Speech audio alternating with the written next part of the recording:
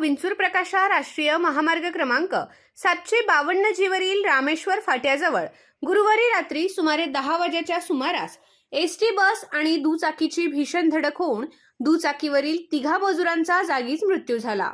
या अपघातामुळे परिसरात हळहळ व्यक्त होत आहे।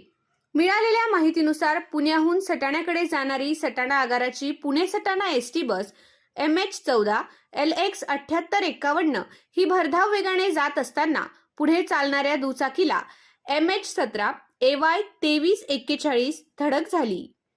धडक इतकी भीषण होती की दुचाकीवरील तिघेही बसच्या चाकाखाली आल्याने त्यांचा घटनास्थळीच मृत्यू झाला।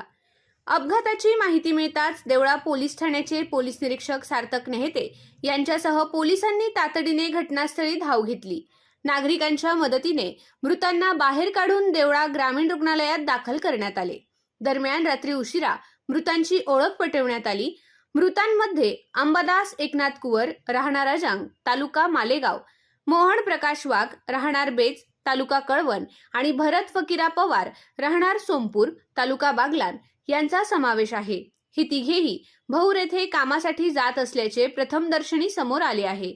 या अपघात प्रकरणी देवळा पोलीस ठाण्यात गुन्हा दाखल करण्यात आला असून पोलीस निरीक्षक सार्थक नेहते यांच्या मार्गदर्शनाखाली पुढील तपास सुरू आहे।